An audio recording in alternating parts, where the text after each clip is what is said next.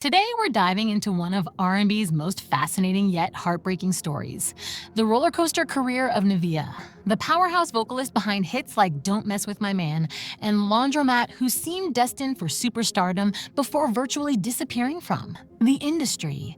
When Nivea burst onto the scene in the early 2000s, industry insiders were predicting a trajectory similar to Beyoncé or Alicia Keys. Her vocal control was exceptional, and she had that star quality that can't be manufactured. Former Jive Records executive Marcus Johnson revealed in a 2019 Billboard interview. What many don't realize is that before her sudden career decline, Nivea was actually being positioned as the label's priority female R&B artist until mysterious behind-the-scenes shifts reportedly redirected resources to other emerging acts. The timing of Nivea's label troubles has raised eyebrows among industry observers, particularly how they coincided with her relationship with The-Dream. Sources close to the situation have suggested that their professional and personal entanglement created complicated dynamics with label management. There were meetings Nivea wasn't invited to where decisions about her career were being made, a former stylist for the singer claimed in a podcast interview last year.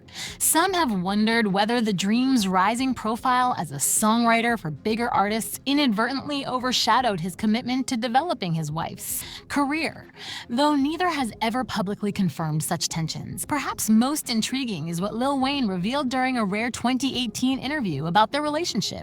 "I encouraged her to step away from certain people in the industry who weren't looking out for her best interests."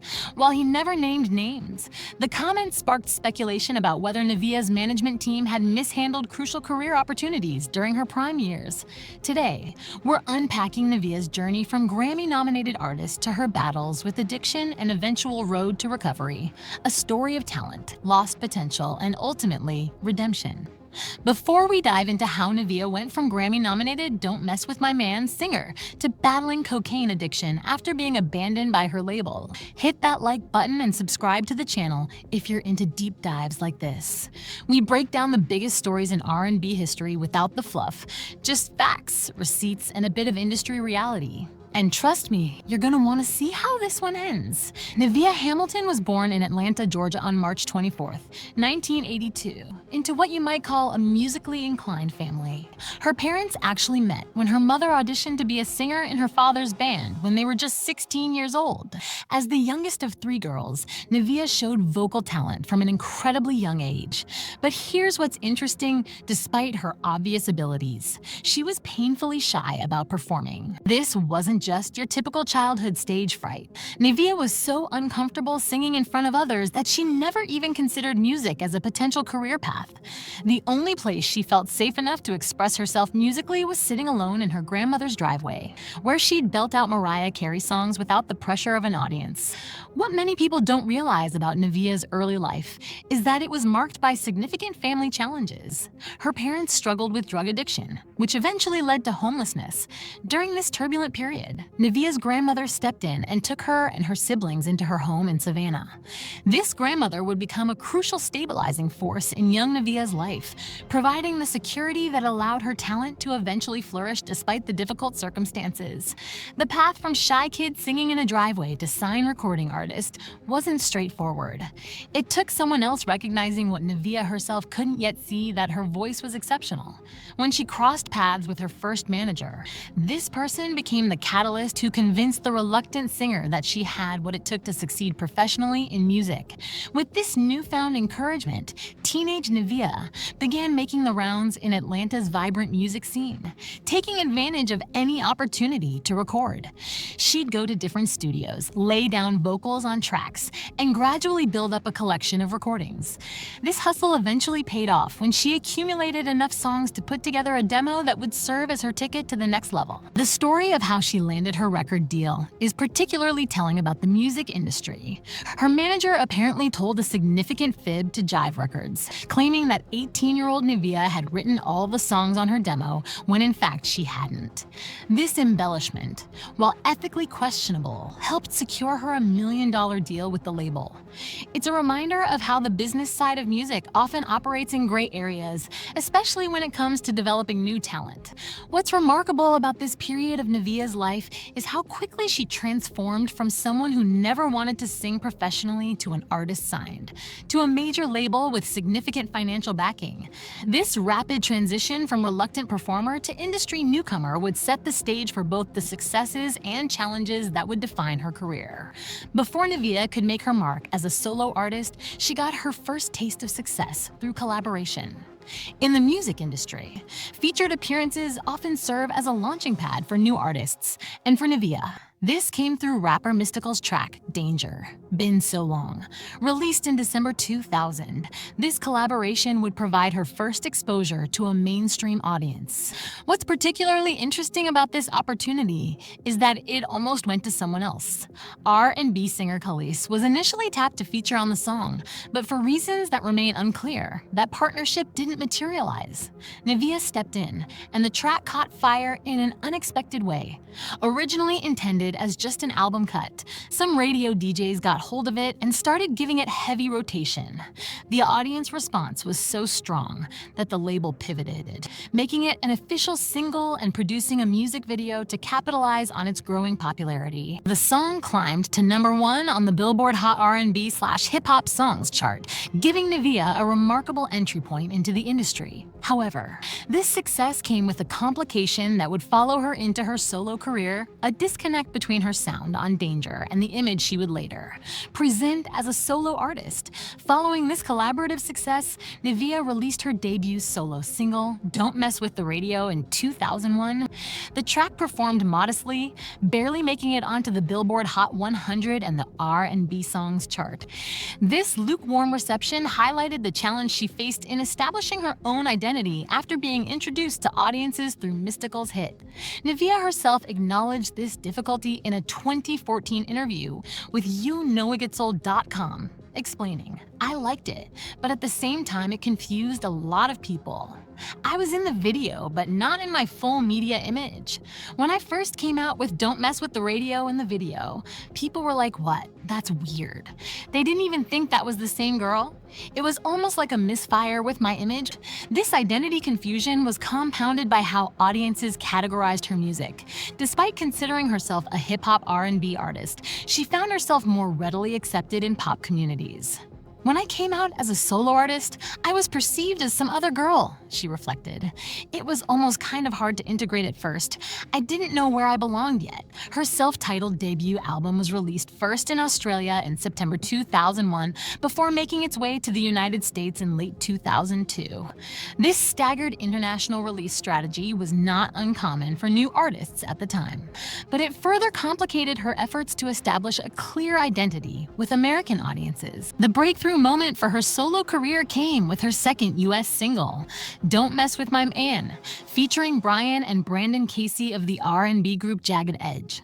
The track became a certified hit, peaking at #8 on the Hot 100 and reaching #25 on the R&B Songs chart.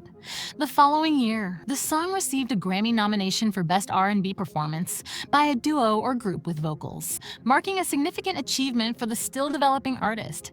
As Nivea's professional career was gaining momentum, her personal life was about to become equally headline-worthy, in a development that would significantly impact both her life and career trajectory. She began dating rapper Lil Wayne. The story of how they connected reveals something about celebrity culture. In the early 2000s, Wayne reportedly reached out to her label after seeing May music video for Don't Mess With My Man, expressing interest in working with her professionally. According to Nivea, this stated interest in collaboration was a bold-faced lie. What he really wanted was her phone number.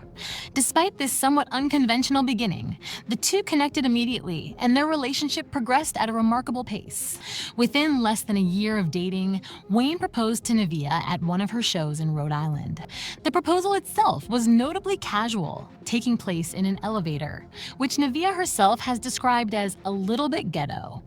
This engagement coincided with the release of Laundromat, the third single from her debut album, in January 2003.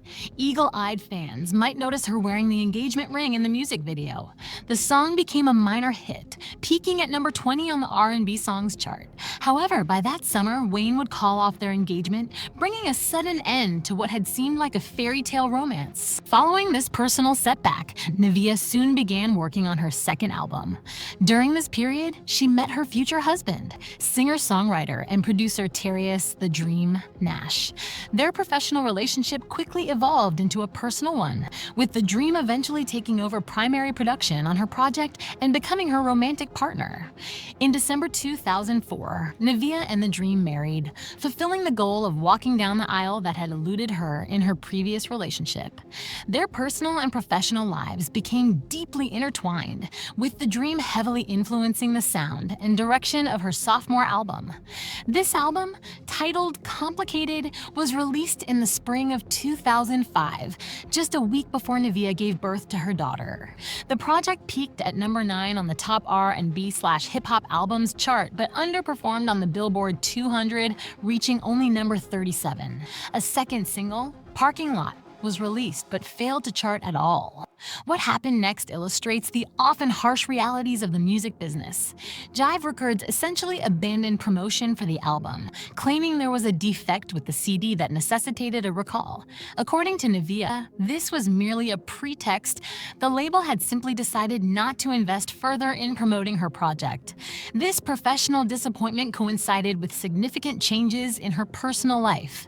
Just a month after leaving Jive Records, Nivea gave birth to twin sons, expanding her family with The-Dream to 3 children in a very short time span. This period represents a crucial turning point in her story, a moment when her professional momentum was stalling while her personal responsibilities were rapidly increasing. The challenges Nivea faced during this time weren't unique to her. The music industry was undergoing significant changes, with new female artists emerging who, according to Nivea, were considered more marketable due to their sex appeal. She has stated that a high-ranking industry executive told her bluntly that she wasn't dateable, using considerably more crude language, suggesting that her image didn't fit with what the industry wanted to promote at that time. By 2005, Nivea was ready for a fresh start professionally. After her departure from Jive Records, she began work on her third album, Animalistic, primarily produced by The-Dream. This project was released in the fall of 2006, but with a significant limitation. It was available exclusively in Japan, severely restricting its potential audience and impact. The lead single, Watch It, failed to gain traction internationally, and the album as a whole represented another setback in Nivea's efforts to establish a sustainable career. In a remarkably candid assessment of this period, she later told knowitgetsold.com, "I was a new mom at that point, and my body was changing. My voice wasn't the same, so I don't like my vocal performance on that album as much as I would have liked in my past and present."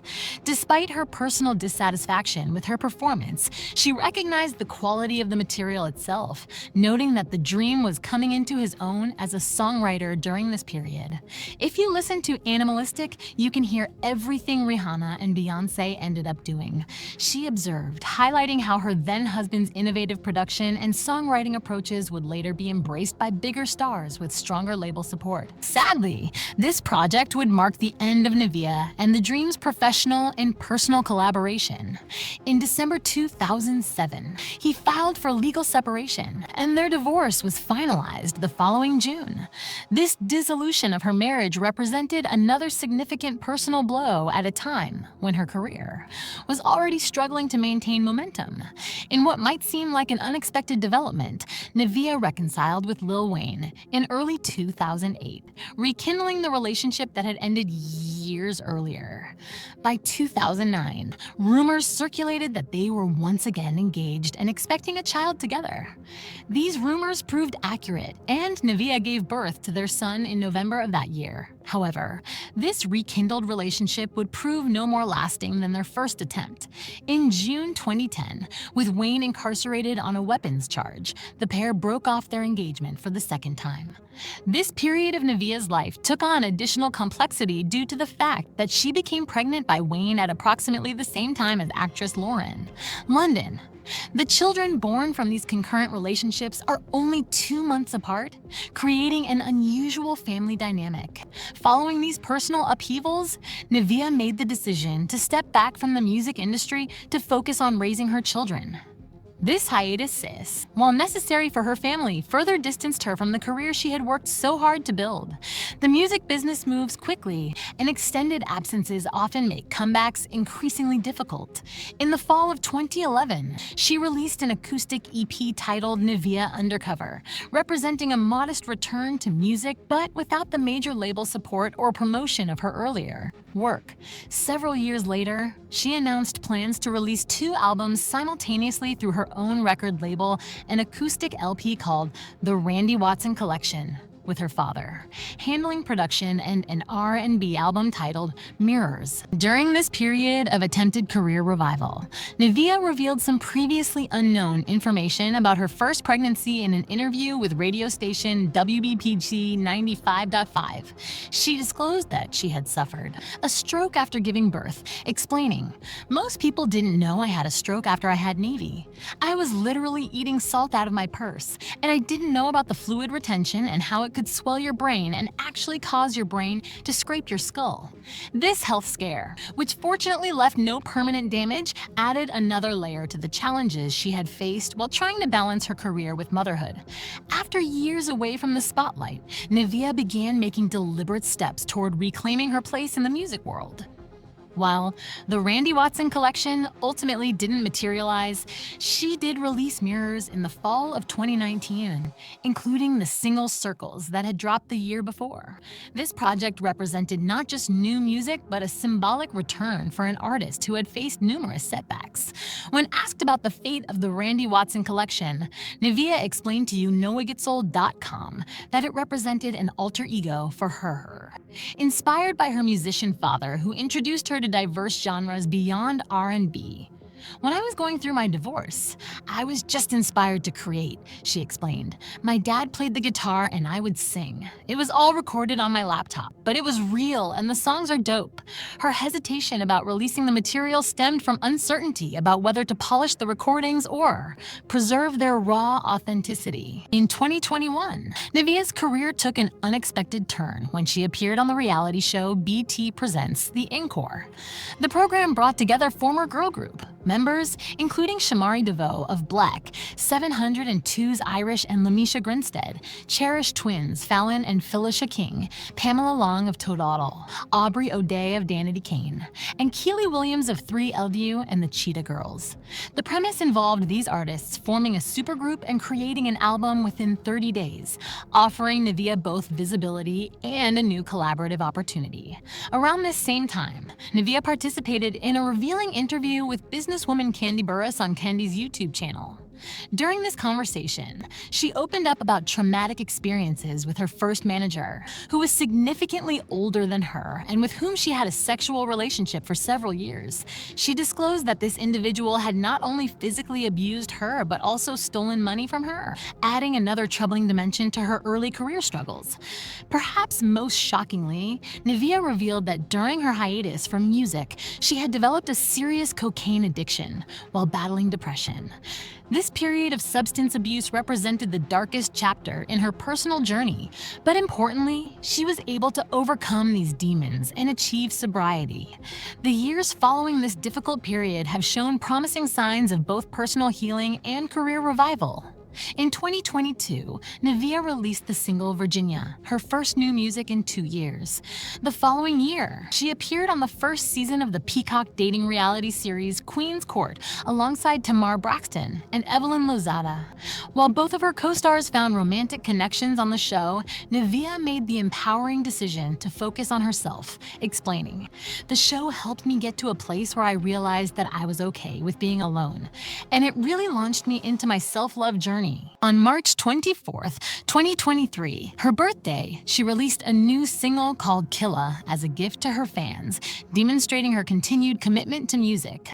Most recently, in 2024, she participated in another Peacock original, Eat, Slay, Love, which followed her, Eva Marcille, Tammy Rivera, and London Hughes on a cultural exploration of Vietnam.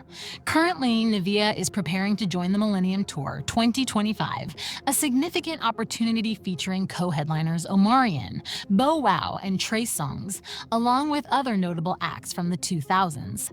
This high-profile tour, scheduled to kick off in March 2025 in Louisville, Kentucky, represents a full-circle moment for an artist who has overcome tremendous personal and professional obstacles to reclaim her place in the industry.